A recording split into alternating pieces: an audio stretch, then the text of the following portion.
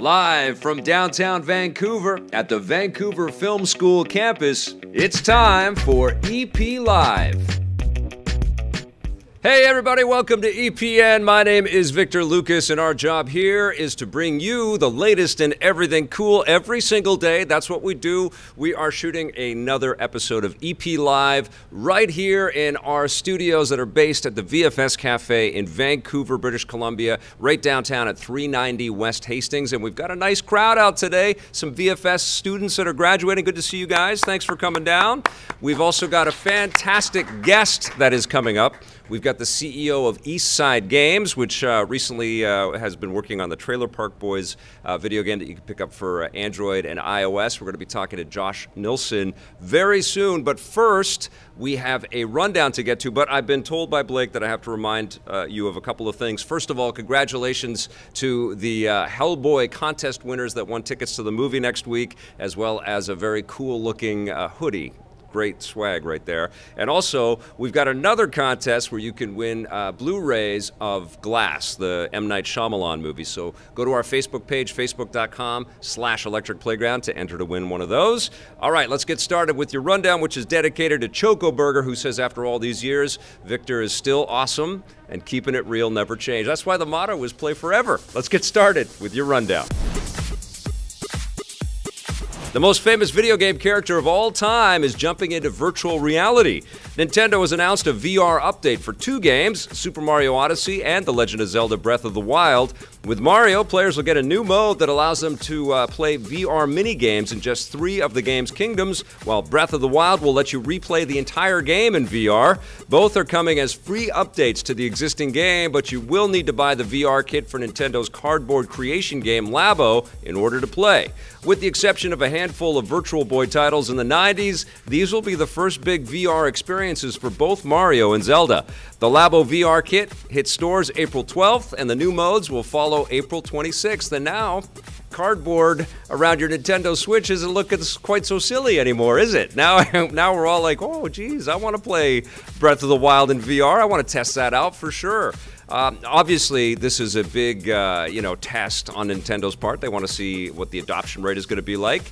I think that they've been pretty happy with the kids that have picked up Labo and have created all kinds of cardboard creations, but there hasn't been that much hype around Labo since it launched last year. It sort of found its audience, but this could take things to a whole new level.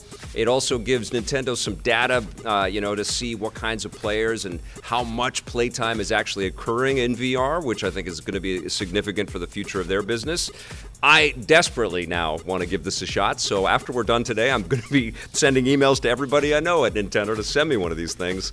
So stay tuned. We'll have some thoughts on this very soon, but I'm very curious to hear what you think. Let me know in the chat. We can talk about it in Let's Play and Chat a little bit later on, but also if you see this as an archive video, you can comment down below. I want to hear, are you excited to play Nintendo stuff in VR, even if it is the sort of pseudo quasi VR that they're offering through the Switch and the Labo VR kit. Cool stuff. All right, you're going to have to wait a little longer to play Super Meat Boy Forever, but thankfully not forever. Team Meat has delayed their bloody new platforming game. It was slated to be out later this month, but they decided to push it back for a very understandable reason. They realized that they just couldn't make their launch date without having a crunch time that would sacrifice their mental well-being. Let's give a round of applause to that decision, right? We can tolerate, delays if it's going to keep everybody being healthy. I think that's great. And although they haven't named a new release date yet, they say it won't be much longer. Super Meat Boy Forever actually started development as a mobile game, but has since evolved into a much bigger project and is now billed as a full-fledged sequel, which sounds fantastic. Obviously, everybody over at Team Meat has learned a lot over the years, and of course, we all remember the indie game, the movie, storytelling around how tumultuous the development of the first game was and how much pressure it was for them, and it became a massive success, thankfully. So I think this is a very mature decision. We know that Edmund has a kid and a life outside of making games, and I think that's the right thing, man. You don't kill yourself to build your art. You build your art so you can live, right? Find the time to enjoy your life and then also build the art. So that's good. That's a very important lesson, and I think it's one that big swaths of the video game industry are learning right now. Get ready to pillage and conquer with the next Assassin's Creed game. It looks like the next game in the series might thrust players into the role of a Viking. Players in another Ubisoft title, The Division 2, have spotted a poster in the game's Potomac Event Center that shows a Viking warrior holding what appears to be an Apple of Eden from the Assassin's Creed series, which could be Ubisoft's sneaky way of teasing a new setting. Whatever the next Creed game will be, Ubisoft has already confirmed that it will not be coming out this year and will instead be landing in 2020. I guarantee, though, that if it is landing in 2020, it'll be teased at the E3 press conference that they're having this year. I'm excited for that. I'm excited for Ubisoft to take a breath in a franchise as proven and successful as Assassin's Creed is. I think that only benefits the development, makes the games a lot more interesting. It gives the developers time to kind of switch things up and tease some new gameplay ideas and some new concepts.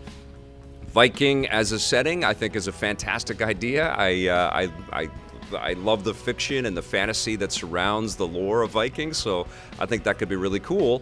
Oh, I've got Siri talking to me right now about, Siri actually transcribed everything I've been saying for them, so I've got the script on my watch right now. Technology is amazing. I'm super excited to see what this next Assassin's Creed game is going to be, and if it is at the quality level of the last two, we're in for something special, or if it's better. Let's keep our fingers crossed. All right, it turns out we're going to get at least 2 more X-Men movies from Fox. Disney has confirmed that the X-Men horror movie, The New Mutants, will get a theatrical release after all. There were rumors that Disney executives were unhappy with the film and wanted to quietly dump it onto a streaming platform, but Chairman Alan Horn says it will be hitting theaters later this year. This will likely make it the last X-Men movie produced by Fox before Disney took over, with the second last film, Dark Phoenix, already set to hit theaters later this summer. Going forward, any new X-Men movies that are greenlit are going to be produced by Disney subsidiary Marvel Studios, and they will be part of the Marvel Cinematic Universe, which is going to be incredible. I'm happy that the New Mutants is coming to theaters. I think people worked really hard on this. I think Maisie Williams is one of the actors in there, and I think everybody's going to be very curious to see what she's up to after Game of Thrones ends. And I think one of the guys from Stranger Things is one of the New Mutants in there too. So I'm psyched, man. I want to see what comes of that. And as I talked about in one of the previous CP Lives, I think that the track record for the X-Men movies is pretty solid. I mean, there's definitely been some low points. Everybody remembers X-Men 3.